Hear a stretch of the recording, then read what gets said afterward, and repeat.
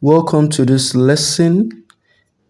In our last class, we discussed about federal system of government, and I told you that it is a system that involves the sharing of powers between the federal, state, and local governments.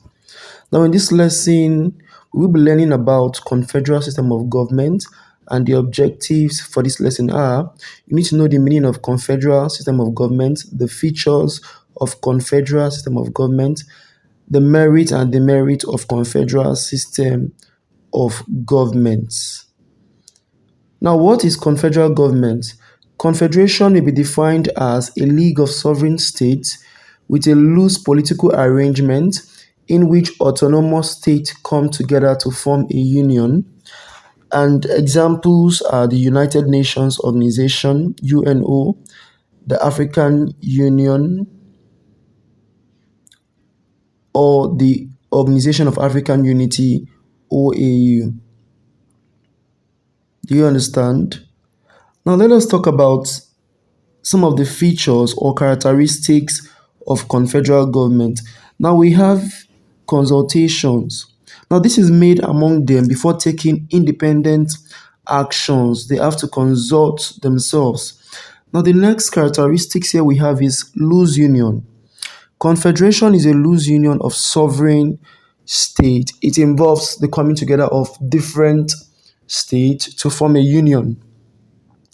The next we have here is no effective executive authority. Now, members only send delegates to the center to discuss issues of common interest like defense, telecommunications, etc. Now, in the Confederal States, they don't have a national armed forces. Now, the various members of the Confederacy maintain and retain their separate military establishments. All right. Next we have is separate diplomatic representations. Now in a confederal state, members have separate diplomatic representations, people that represent their various states. Now we have unstable political system. Now the breakaway of member states from the union can bring an end to the system. Are we together, students? Now we have absence of effective central authority. Now this is because a sovereign power cannot be located in a confederation since it is a loose union and it involves the coming together of different states. Now membership of the union is voluntary. Yes, it is voluntary in the sense that it is not compulsory. They don't force people to join the union. Now, no state is forced to become member of the union. Now, the next here we have is sovereignty. Component states making up a confederal union still retain their sovereignty and identity in their various states.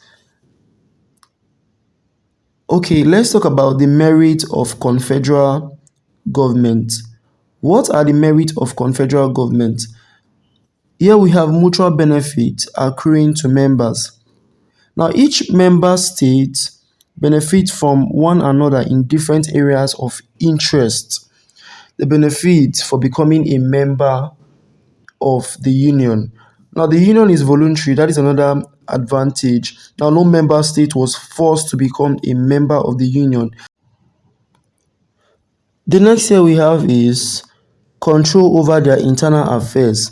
Now, the component states have total control over their internal affairs without any external influence. We have obedience to one government, which is another advantage. Now, citizens have to obey only one government, and the government here is that of their own state. Now, another advantage here is equality of state. All the states are equal. Now, equality exists among the states making up the confederation. No state can claim superiority over others, and this is very, very good. Now, the next one we have here is the next advantage of this system is unity of states. Now, independent states, both big and small, rich and poor, are brought together for a common purpose. Do you understand?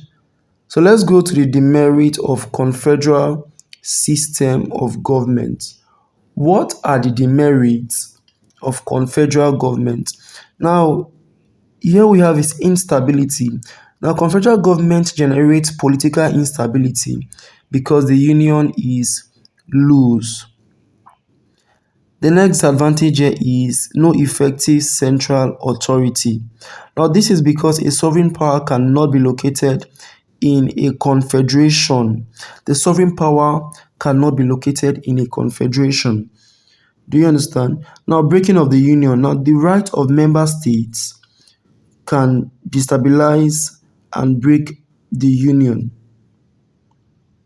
The right of member states to exit can destabilize and break the union. Now we have the spirit of nationality.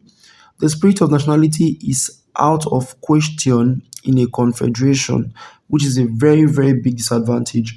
Now we have delay in effecting issues. Delay in effecting issues. Now, policies discussed may not be effectively carried out in their respective countries.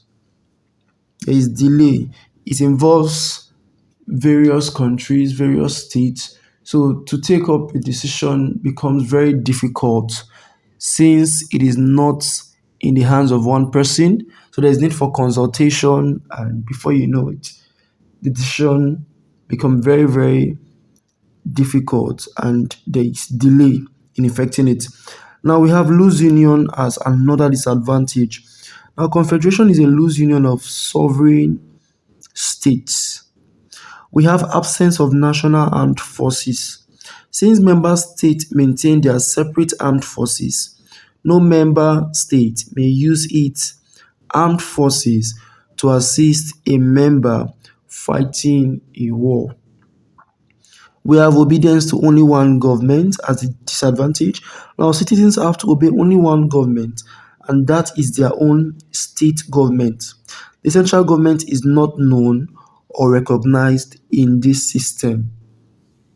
We also have separate diplomatic representation. Since member states maintain separate diplomatic representations, now the interests and opinions on global issues may differ, and this can cause bad blood among member states. Do you understand, students?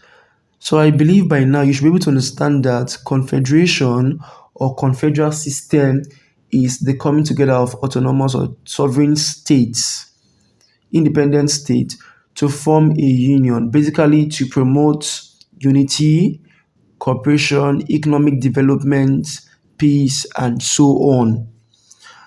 And I also believe that you should be able to understand the features or characteristics of a confederal system, such as features like consultation before making decisions.